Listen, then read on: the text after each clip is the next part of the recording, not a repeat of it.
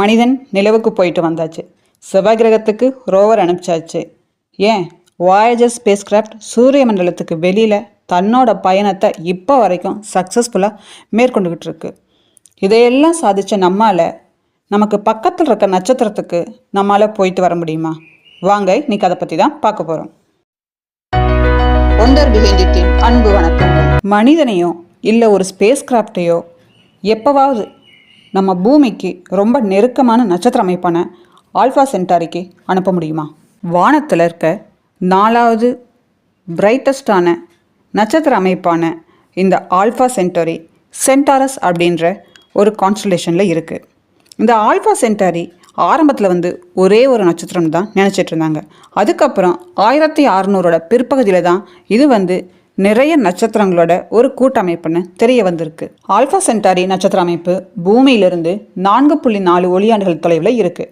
தோராயமாக சொல்லணும்னா பூமியிலிருந்து 25 ட்ரில்லியன் மைல், அதாவது 40 ட்ரில்லியன் கிலோமீட்டர். இந்த நட்சத்திர அமைப்பு 3 நட்சத்திரங்களை உடையது. ஒன்று ஆல்ஃபா சென்டாரி ஏ, இன்னொன்று ஆல்ஃபா சென்டாரி பி, 3வது ஆல்ஃபா சென்டாரி சி. இதுக்கு பிராக்சிமா சென்டாரின்னு இன்னொரு பேரும் இருக்குது. இந்த பிராக்சிமா சென்டாரி தான் நமக்கு பக்கத்தில் இருக்குது. இந்த பிராக்சிமா சென்டாரியை 3 வேற்று கிரகங்கள் சுற்றி வந்துட்டுருக்கிறதாகவும், அது மட்டும் இல்லாமல் அங்கே உயிரினங்கள் வாழ்வதற்கு தகுந்த மாதிரியான ஒரு சூழ்நிலை இருக்கலாம்னு விஞ்ஞானிகள் சொல்கிறாங்க. ஆனால் இந்த நட்சத்திர அமைப்பை நம்ம ரீச் பண்ணுன்றது ஒரு சாதாரண விஷயம் கிடையாது. நாசாவுடைய 122 அடி நீளமுள்ள டிஸ்கவரி ஸ்பேஸ் ஷட்டிலில் ட்ராவல் பண்ணாலே இந்த ஆல்ஃபா சென்டாரியை அடையிறதுக்கு குறைஞ்சபட்சம் 1.5 லட்சம் வருஷம் ஆகும். வாயேஜர் ஸ்பேஸ் கிராஃப்ட் இப்போது 1 ஹவருக்கு 56,000 கிலோமீட்டர் இந்த வேகத்தில் ட்ராவல் பண்ணிகிட்ருக்கு. நம்ம இந்த வேகத்தில் ட்ராவல் பண்ணி அந்த ஆல்ஃபா சென்டாரிக்கு போகணும்னா கண்டிப்பாக 80,000 வருஷம் ஆகும். அப்போ எப்படி தான் இந்த நட்சத்திரத்துக்கு போக முடியும்? ஒருவேளை மனிதர்களான நம்மால் லைட், அதாவது ஒளியுடைய வேகத்தில் ட்ராவல் பண்ண முடியும்னா 4 வருஷத்தில் அங்கே போயிடலாம். லைட்டோட ட்ராவலிங் ஸ்பீட் பெர் செகண்டுக்கு 3 lakhs கிலோமீட்டர். ஆனால் இயற்பியல் விதி என்ன சொல்லுது? ஒன்லி மாஸ்லெஸ் லைட் பார்ட்டிகல்ஸ், அதாவது நிறையற்ற ஒளித்துகள்களான ஃபோட்டான்ஸ் மட்டும்தான் இந்த ஸ்பீட் லிமிட்டில் ட்ராவல் பண்ண முடியும்னு சொல்லுது. ஸோ மனிதர்களால் எப்போவுமே ஆல்ஃபா சென்டாரிக்கு போக முடியாது.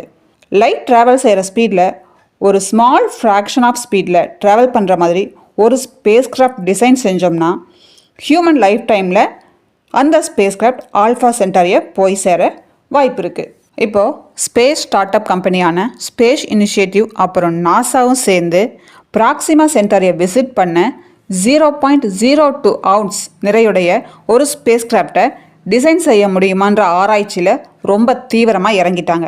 இது ஒரு பக்கம் இருந்தாலும் 2016 நாசா நானோமீட்டர் சைஸில் இருக்க ஸ்பேஸ் கிராஃப்டை கம்பைன் செஞ்சு ஒரு ப்ராஜெக்டை ஸ்டார்ட் பண்ணியிருக்கு.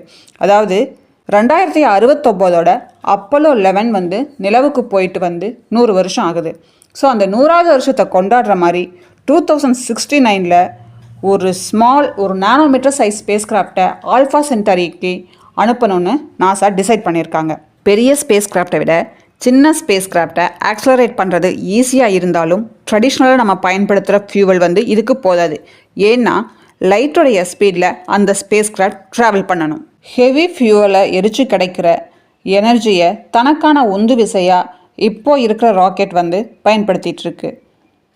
ஆல்ஃபா சென்டாரிக்கு ஒரு ஸ்பேஸ் கிராஃப்ட் போகணும்னா கண்டிப்பாக அந்த ஸ்பேஸ் கிராஃப்ட் ரொம்ப குறைவான நிறையுடையதாக இருக்கணும்.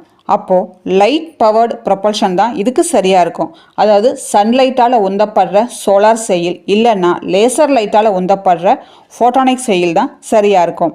சிம்பிளாக சொல்லணுன்னா, ஒரு பாலை கீழே கிடக்கிற பேப்பர் மேலே நம்ம தூக்கி எறிகிறோம்.